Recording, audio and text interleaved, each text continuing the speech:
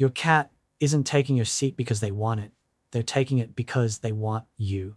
And a 2019 study from the University of Lincoln found that cats form secure attachment bonds with their owners that are neurologically identical to the bonds human infants form with their primary caregivers. When your cat steals your seat, they aren't being opportunistic. They're performing one of the most complex social bonding behaviors in the entire feline repertoire, and they've been doing it every single time, hoping you finally understand what it means. There's a detail buried inside this behavior that almost every owner misses entirely. We'll get to it before this video ends, and when we do, you'll realize your cat has been sending you the same message over and over in the clearest language they have. Most people see this happen and smile, maybe laugh a little. They think it's cute or mildly inconvenient when they come back from the kitchen and find 8 pounds of fur in their spot. And if they think about it at all, they assume it's one of two things: warmth or territory. Their cat likes the warm seat, or their cat is asserting dominance. Both explanations feel logical, both of them are incomplete. And because most owners stop at those explanations, they miss what their cat is actually doing, which is something far more profound and far more deliberate than either of those things can account for. Here's the thing. This behavior has layers. And most owners spend their entire cat's life only ever seeing the top one. Before we get into the first reason, I want to plant something in your mind. There is one specific thing your cat does when they settle into your seat that tells you more about your relationship with them than almost anything else they do. It's not the settling itself. It's not the kneading or the circling before they lie down. It's something more subtle, something most owners never think to look for. We're going to come back to it near the end of this video, and I promise, it's the one thing here you'll wish you'd understood sooner. 1. Your scent is their emotional anchor, and this goes much deeper than most people realize. Here's where most people get the scent thing wrong. Yes, your cat loves your smell. Yes, their sense of smell is roughly 14 times more powerful than yours. Yes, your chair is saturated with your scent from hours of use. Those are all facts. But the reason those facts matter goes much deeper than simply they like how you smell. In a moment, I'm going to show you what this really means for your relationship with your cat. But first, here's the part most owners never notice. When a cat is stressed, when something in their environment feels uncertain or threatening, they seek out what researchers call olfactory anchors, scent-based spaces that their nervous system has already categorized as safe.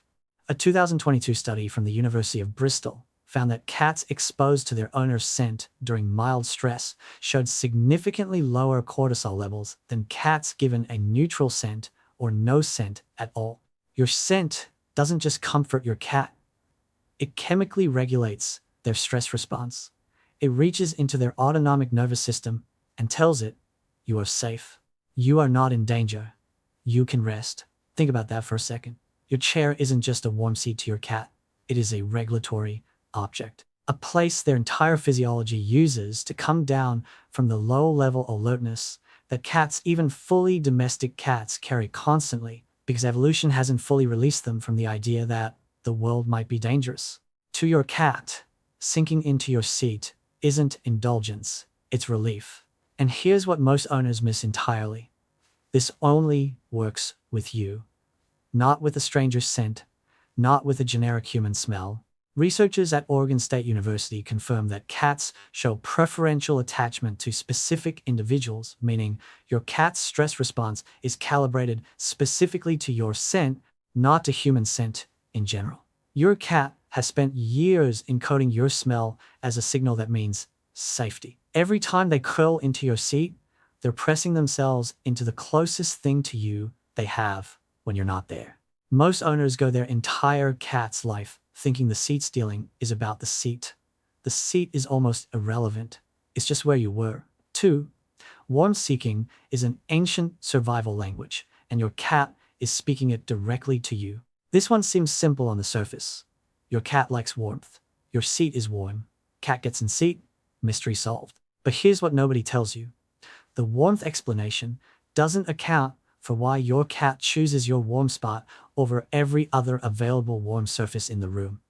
That's the part worth paying attention to. Stay with me, because this is where the evolutionary layer makes everything click. In the wild, and this goes back thousands of years before domestication, warmth was a matter of survival. Cats are small animals. Maintaining their body temperature between 100 and 102 degrees Fahrenheit costs real metabolic energy.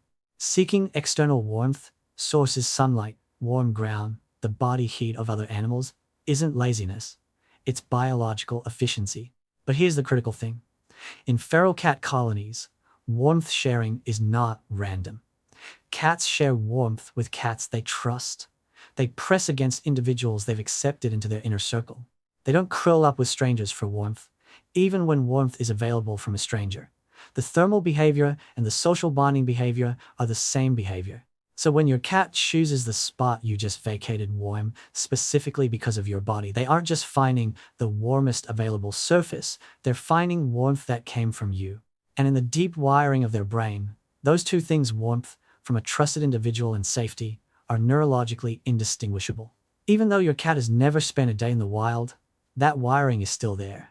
Every time your cat sinks into your warm seat, somewhere below conscious awareness, their nervous system is registering. This warmth came from a safe source. I am with someone I trust. And here's what makes this even more fascinating. The scent and the warmth together create a combined stimulus that is stronger than either alone. Researchers describe this pairing as the closest thing to actual physical proximity that an object can provide. Your cat, in that seat, is doing the next best thing to being held. 3. The territory theory, and why most owners have it completely backwards. This is the one I want to stop on for a moment, because this misconception doesn't just cause owners to misread their cat's behavior. It causes them to emotionally withdraw from a relationship their cat has been actively trying to deepen. And that's a cost that's hard to measure, but it's real. Here's the misconception. Your cat is being territorial when they take your seat. They're asserting dominance. They're declaring that they're in charge. Some owners find this charming. Some find it funny. But some owners, and this matters, actually start to feel like their relationship with their cat is a power struggle. They pull back. They engage less. And their cat, who's never tried to dominate anything, has just quietly lost the connection they were extending with everything they had. Here's what's actually happening. Territorial behavior in cats is real. They do mark spaces, they do establish safety boundaries, but territorial marking is almost always directed outward toward perceived threats, toward the unknown, toward instability. It is defensive behavior. It is not what your cat is doing when they slide into your chair the second you stand up. A 2020 study published in the journal Applied Animal Behavior Science looked specifically at cats who repeatedly occupied owner-associated spaces. The researchers found no correlation with aggression, resource guarding, or dominant hierarchy displays. What they found instead was consistent with affiliative behavior, the behavioral category associated with social bonding and attachment. Your cat isn't claiming the chair from you, they're claiming the chair with you in mind. To your cat, this is not territorial, it is relational. The difference is everything. And hey, if this is making you see your cat differently, hit subscribe. Every video on this channel exists to help cat owners understand what their cats have been trying to say, and the owners who stay are the ones whose cats notice the difference. Most owners who believe the territory theory never question it because it feels intuitive, but it costs something real. It costs you the ability to recognize what your cat is actually offering, which is closeness, not competition. 4. Your cat is studying you, and the chair is where they practice what they've learned. Here's something that doesn't get talked about enough. Cats learn from watching. Not in a passive way, they actively observe the behavioral patterns of the individuals they're bonded to, and they integrate those patterns into their own routines. This is called social referencing. And a 2018 study from the University of Pisa confirmed that cats take direct behavioral cues from their owners in ambiguous situations, looking to their owners' reactions to determine whether something is safe or worth approaching. Your cat watches you more than you realize, more than you'd expect from an animal that appears so self-contained. And one of the things they observe most carefully is where you rest, where you settle, where you consistently choose to be. Because in the deep logic of feline social learning, the place a trusted individual chooses repeatedly is a place that is safe, significant, and worth understanding. When your cat sits in your seat, they're not just seeking warmth and scent, they're trying on your world. They're experiencing, as closely as they can, what you experience when you sit there. That's a form of intimacy most owners never credit their cats with being capable of. But the research is clear. Cats in bonded relationships actively engage in perspective-taking behavior. They are trying to close a distance between your world and theirs. Most owners think of mirroring as a dog behavior. Dogs famously match their owner's emotional states and body language. Cats do it too, they just do it more privately, in ways that are easier to overlook. The chair is one of the clearest examples, and most owners spend their entire cat's life misreading it as something else. Now, here's where I want to introduce you to something. I've heard from a lot of cat owners over time, and one particular story keeps coming up in different forms. A woman, let's call her Lena, had a rescued tortoiseshell named Miso who had been with her for about 3 years. Miso stole Lena's office chair every single day without fail. The moment Lena stood up, Miso was in the chair. Friends started joking about it. Someone sent Lena an article about cat dominance hierarchies, about how cats that claim prime spots are asserting their social position. Lena started to feel the shift in how she understood Miso, a low-level sense that there was an edge to the relationship she hadn't noticed before. She started paying less attention to Miso in those moments, a little more detached, a little more distant, and Miso kept sitting in that chair every single day. But there was something Lena hadn't noticed yet, something that, when she finally saw it, changed everything she thought she understood about Miso. We'll come back to them in a moment because what Lena eventually saw is exactly what this entire video has been building toward. 5. The signal inside the signal, and the one thing your cat does in your seat that most owners never look for. Remember at the beginning when I said there's one thing your cat does when they take your seat that almost every owner misses? This is it. And I want you to stay with this, because once you see it, you will never watch this behavior the same way again. Here's what most owners observe. Their cat gets in the seat, settles in, looks comfortable. Here's what most owners don't observe: which direction their cat is facing when they settle. When a cat takes the seat of someone they are bonded to, they do not typically face away from where that person went.